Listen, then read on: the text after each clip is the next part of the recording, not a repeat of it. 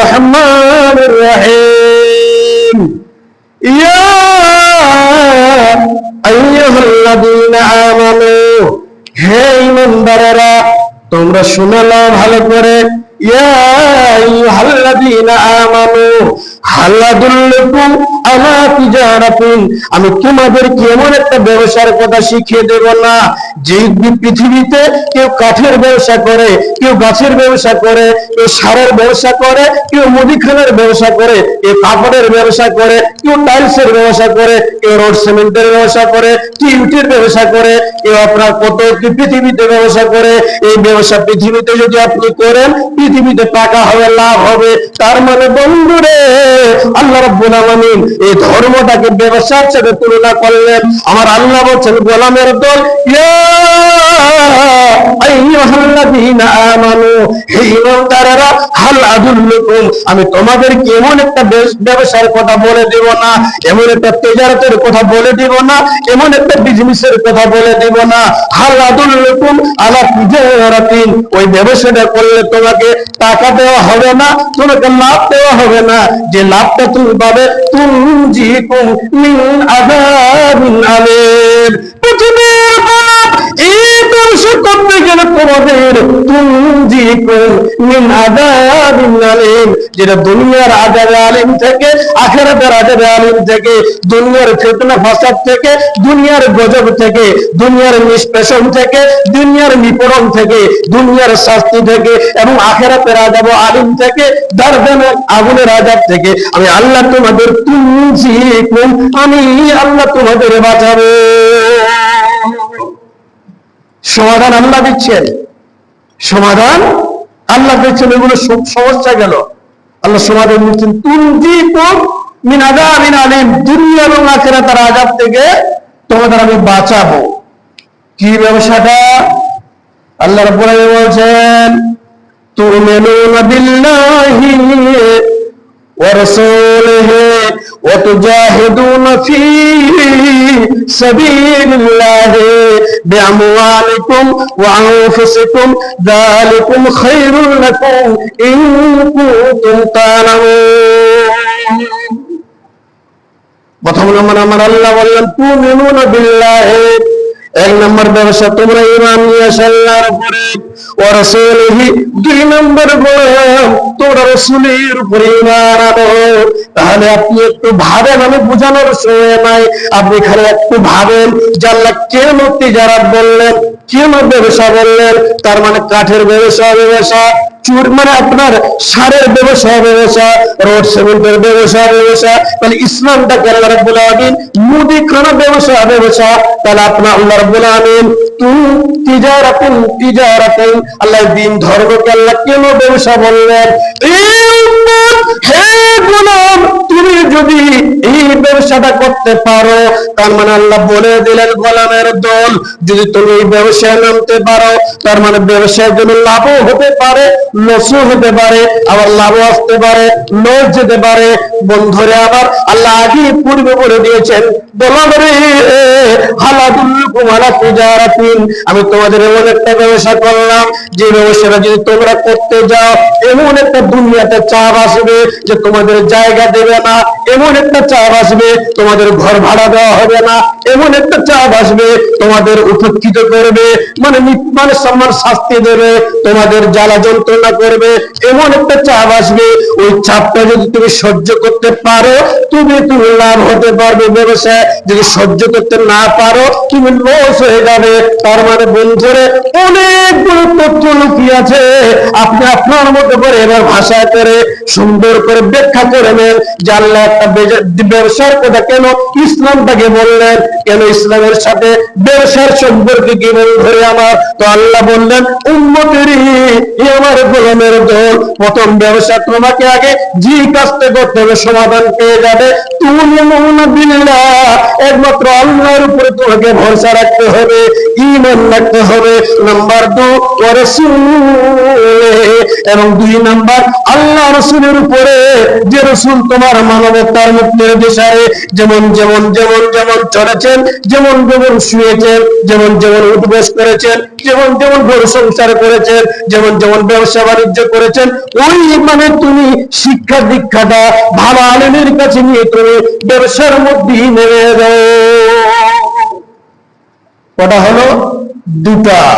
এরপর আমার আল্লাহ বলছেন ওয়াতুজাহিদুনা ফি সাবিলিল্লাহি বিআমওয়ালিকুম ওয়া আনফুসিকুম যালিকুম খায়রুল লাকুম ইন কুনতুম তা'লামুন। হে গোলাম, তিন নম্বর ওয়াতুজাহিদুনা, তার মানে তুমি তোমার আল্লাহর ঈমান, আল্লাহর উপরে ঈমান এনে, আল্লাহর দ্বীনকে এবং নবীর উপরে ঈমান এনে নবীর হাদিসকে তুমি আরো সমুন্নত করো, সমৃদ্ধ করো, উন্নত করে তুমি প্রয়াস করো, চেষ্টা চালাও, জিহাদ করো। এই যদি তুমি করতে পারো, যালিকুম খায়রুল লাকুম ইন কুনতুম তা'লামুন, এর মধ্যে ভালোই আছে, এর মধ্যে তোমার নিষ্কৃতি আছে, এর মধ্যে তোমার স্বস্তি আছে, এর মধ্যে তোমার সমাধান আছে, যদি তুমি ইন কুনতুম তা'লামুন, যদি তুমি জানতে পারবে। আল্লাহ সমাধান দিয়ে দিলেন। আল্লাহু আকবার, সমাধান দিয়ে দিলেন।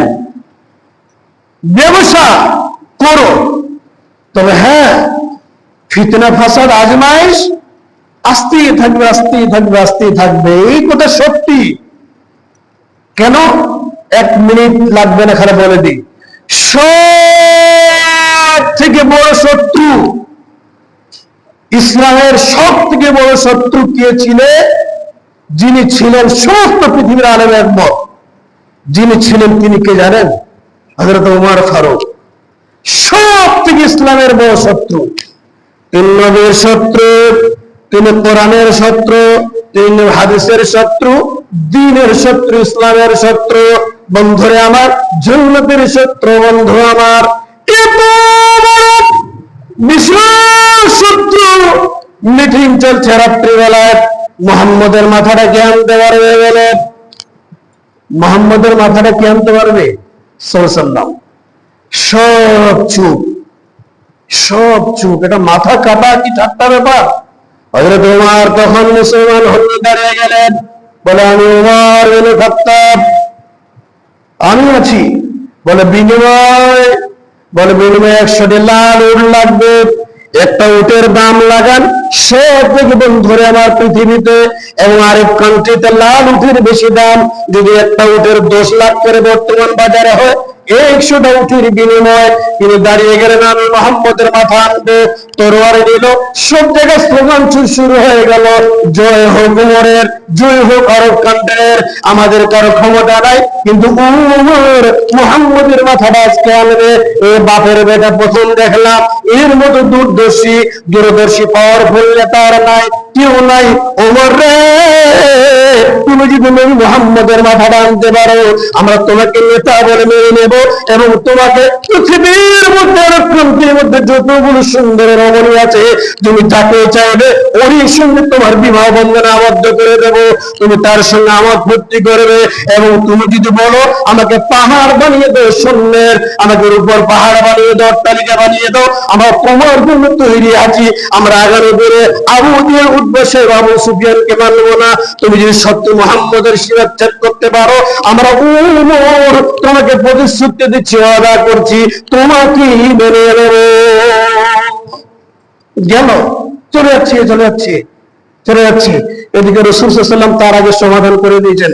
আল্লাহকে বলছে রব্বুল আলামিন, কত সাহাবী আমাকে বলছে ইয়া রাসূলুল্লাহ, ইয়া হাবিবাল্লাহ, এত নিষ্পেষণ, এত জুলুম, অত্যাচার, তরফ দিয়ে মানুষকে, মুসলমানদের কেটে ক্ষেত্রের মতো ফল্লি করা হচ্ছে রাসূলুল্লাহ। তাহলে সমাধান কে? বলে দাপটওয়ালাকে। মক্কার মধ্যে আবু জেহেল, উতবা সাহেব, আবু সুফিয়ান, এরা দাপটওয়ালা। তো নবীজি দোয়া করেন, এইরকম যদি কিছু বছর চলতে থাকে, সমাধান যদি আল্লাহ না করে দাও, দোয়া যদি নবীর কবুল না করে, তাহলে ইসলাম তো মুছে যাবে। তোমার আল্লাহ নামটা কে ডাকবে? রব্বুল আলামিন। এই আল্লাহ যারা বড় লিডার, মাবুদ, তুমি হয়তো হযরত উমরকে ইসলামের মধ্যে প্রবেশ করিয়ে দাও, নতুবা আবু জাহেলকে দাও, নতুবা আবু সুফিয়ানকে দাও। দোয়া কবর মানে শুরু হয়েছে, এখনো বিয়ে হইতে পৌঁছায়নি, আর স্বাধীন পর্যন্ত ওমর মাথা নেওয়ার জন্য চলে আসলো, মাথা নিয়ে আসবে। বন্ধু রে, আল্লাহু আকবার, যেমনি চলে এসছে বন্ধু, অমনি যেন কি হয়ে গেল, আস্ত যে দাপন নিয়ে আসছিল ধৈর্য নিয়ে সিংহের, যেমনি মোহাম্মদের কাছে আসলেন সাল্লাল্লাহু কাছে, অমনি মাথাটা নত করে দিলেন। নবী মুহাম্মদকে বলে, রাসূলুল্লাহ, মাথা নিতে এসেছিলাম, নিজের মাথাকে সমর্পণ করে দিলাম, আপনি বলেন কি করতে হবে, আপনার ইত্তেবা কেমন করে করবো, খেদমত কেমন করে করবো। আমি হাতে হাত দিয়ে আপনার বায়াত করছি, আমাকে এক্ষুনি আপনার দ্বীনের মধ্যে শামিল করে নেন। আর 8 ঘন্টার মধ্যে চেঞ্জ হয়ে গেল, নাই খবর রটে গেল। আরবে কি হলো, এখনো তো 12 ঘন্টা 2 ঘন্টা হয়নি, 8 ঘন্টায় পাল্লা পার।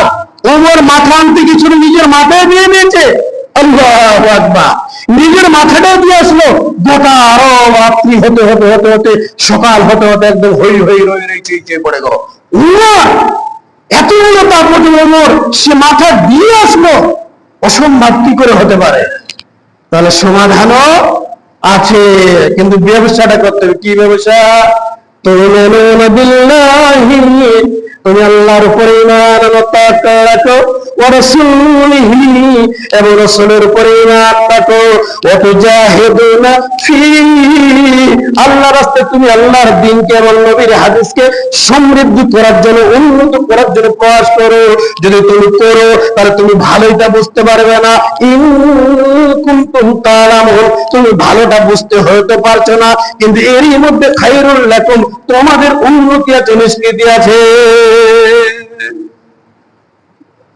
কিন্তু যুগে যুগে আসবে বন্ধু, আসবে হাদিস, আর দুনিয়া সিজনুল মুমিনুন ওয়া জান্নাতুল লিল কাফির, দুনিয়াটা মুসলমানদের জন্য হচ্ছে জেলখানা, জেলখানা, জেলখানা, কিন্তু বেঈমানদের জন্য জান্নাত।